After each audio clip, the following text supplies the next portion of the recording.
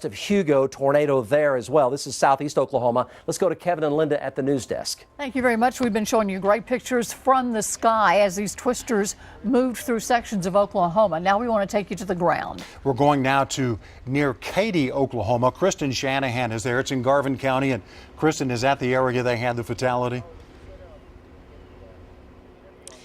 It's near here right now. I'm at East County Road 1680 and Indian Meridian Road. Joining me live is the emergency manager. And can you just tell us what happened here today? We were storm spotting and noticed a tornado formed back southwest a little ways, and we got in behind it. And our storm spotters was watching the tornado as it hit a couple of the residences here and also a barn near here. The tornado did destroy a few homes and damaged a few others. It destroyed a couple of barns. We have one fatality and no other injuries at this time that we know of. We're still doing searches and we're clearing debris off the road so we can get to the other residences. Do we know who was killed today? At this time, the name is being withheld. And that wasn't right here. Right here, there's some emergency vehicles. You said that there was just some homes damaged there, but the fatality was not over there. No, the fatality was a few miles from here. Was that person in a home? The person was in the home at the time the tornado hit, yes. Was there anybody else inside? Just the one person. Do we know male, female? It was an elderly male.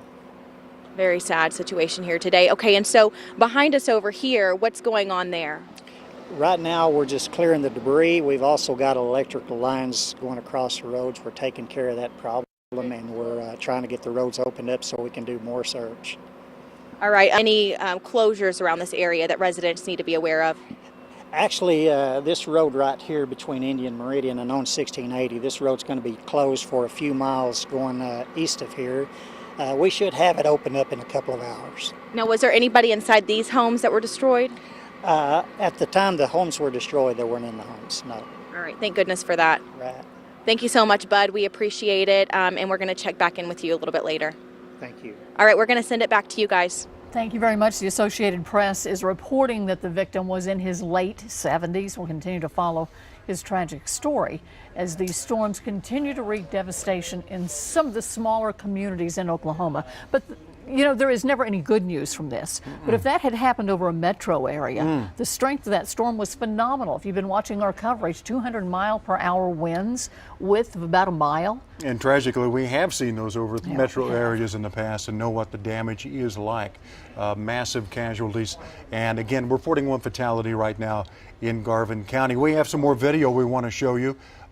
Just from earlier today, we can show you what it was like. You saw some of the damage near Hickory. That is in southern Oklahoma. Do we have video, Irish? They're working on it right now. And we'll be showing you that. But we need to go back to Mike right now to update the situation in Payne County. Mike. Yes, that's right. What we have going on right now, guys, is we still have in our viewing area, still one area of concern, southwest of Morrison in Noble County, southeastern Noble County. Now, Oklahoma City westbound, nothing. The dry line has come through. It is clear, a little dusty, dry, pretty warm, really hot, mid-90s, southwest Oklahoma. And then we have a large tornado on the ground near Atoka down in southeast Oklahoma and also between Hugo and Durant in far southeastern Oklahoma. Let's go back up to this storm here. It looks like it's roping out and lifting up here about 9 miles north of Stillwater. So let's go ahead and go to the North Doppler and take a look. And look at that. The spins come way, way down. It's come way down fast. Looks like a little rope maybe. Let's go to Mike Bennett's. Stream. It kind of looks like a rope. Okay, Kevin Josephy. It looks like it's just kind of roping out. Right now, it's a small little vortex on radar. There it is right there. So, yep, so it's still on the ground, but the overall circulation has been shrinking and it's roping out. So it's going through the rope stage. Still a debris cloud right there, so it's still on the ground, but it's a rope tornado now. So the overall circulation is smaller, but there's still some pretty decent motion down at the ground with a debris cloud. This is going to be southwest of Morrison. So still on the ground here. Sun's trying to come in on the vortex. It's a small tornado, but still has some strength to it. So it's still packing definite damage potential southwest of Morrison right now. Aaron Brackett, if you're with us, go. Yeah, Mike, I'm right here. We're only about a half mile away from it right now. It's still on the ground. Approaching, where are we, Kevin, right now? We're 2 miles. We're 2 miles west of 177 right now, Mike. There it is, still on the ground. It's lit up well. It's right on the back side of the storm. It tried to rope out and then came back to life, Mike. So it's still on the ground. I got debris, lots of tree damage, tree limbs, all that kind of stuff. There's still debris. It's barely in contact with the ground. Looks like it might be trying to lift right now, Mike.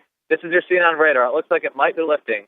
Okay, yes, I confirm. Look, I can see the vortex here. It is exactly 1 mile, mile and a quarter west of 177, just north of the Payne-Noble County line. So it's in Noble County, and this would be 6.5 miles due southwest of Morrison. So it's made a definite turn. It's almost moving due northward now, up Highway 177 on the west side of 177, a little ways southeast of Sumner.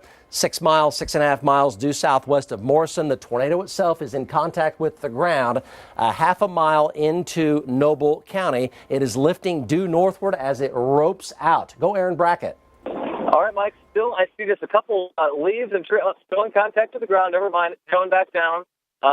It's roping out, though, up above. It's actually sideways, so it's horizontal, even with the earth, and then it kind of becomes vertical. So it's in a dying phase.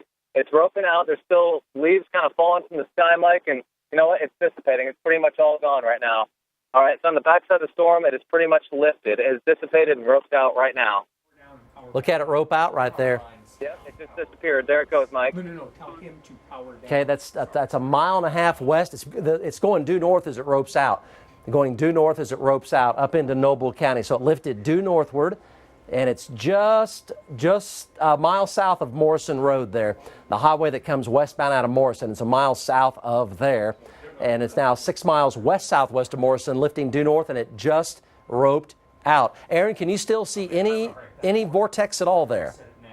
Mike, there is zero vortex. I'm actually looking up right under the front windshield, looking straight up into the storm. We got leaves falling. There is broad rotation. The scud is still going upward pretty quickly, so if it's going to recycle, we could potentially have something. I'm driving right here, so I'm not looking at radar, but storm structure-wise, there still is some updraft coming into it. There's broad spin, but no well-defined wall cloud like we had earlier. I can confirm that. There is nothing in contact with the ground right now, so depending on what you see on radar back there, it's definitely looking a lot better for folks right now here, at least for the next few minutes.